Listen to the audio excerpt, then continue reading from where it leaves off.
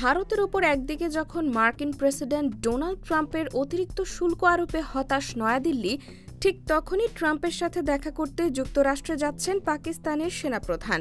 অন্যদিকে আবার আমেরিকার সঙ্গে সম্পর্কের টানাপোড়েনের মধ্যেই চীন সফরে যাওয়ার সিদ্ধান্ত নিয়েছেন নরেন্দ্র মোদি। সব মিলিয়ে কোন জল কোথায় গড়াচ্ছে তার সমীকরণ যেন জটিল হয়ে উঠেছে। পাকিস্তানের সেনাপ্রধান ফিল্ড মার্শাল আসিম মুনির এ সপ্তাহেই যুক্তরাষ্ট্র সফরে যেতে পারেন বলে একটি সূত্রের বরাত দিয়ে জানিয়েছে দেশটির পত্রিকা ডন। তিনি এবার সফরে গেলে 2 মাসের কম সময়ের মধ্যে এটি হবে তার দ্বিতীয়বার যুক্তরাষ্ট্র সফর। ডনের খবরে বলা হয়, আশা করা হচ্ছে সেনাপ্রধান এ সপ্তাহেই যুক্তরাষ্ট্র সফরে গিয়ে সেখানে তার সমমর্যাদার মার্কিন কর্মকর্তাদের সঙ্গে আলোচনা করবেন। পাকিস্তানের সরকারি সূত্রগুলো আরও বলছে, এটি হবে পাল্টা সফর।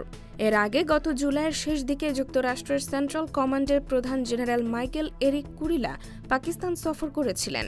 পাক সেনাপ্রধানের এই যুক্তরাষ্ট্র সফর 2 দেশের কূটনৈতিক সম্পর্কের ঘনিষ্ঠতার ইঙ্গিত বলেই মনে করছেন আন্তর্জাতিক বিশ্লেষকরা।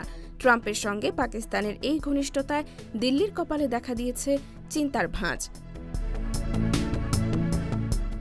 বুধবার মার্কিন প্রেসিডেন্ট ডোনাল্ড ট্রাম্প ভারতের ওপর অতিরিক্ত 25% শুল্ক আরোপের কথা জানান। এ নিয়ে ভারতের ওপর মোট মার্কিন শুল্ক এসে দাঁড়ায় 50%।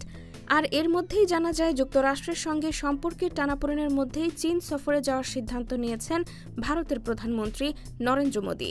আনুষ্ঠানিকভাবে ভারত সরকারের তরফ থেকে এই সফরের কথা ঘোষণা করা না হলেও বিভিন্ন সূত্রের খবর 2 দিনের সম্মেলনে যোগ দিতে প্রধানমন্ত্রী মোদি চীন যাওয়া স্থির করেছেন।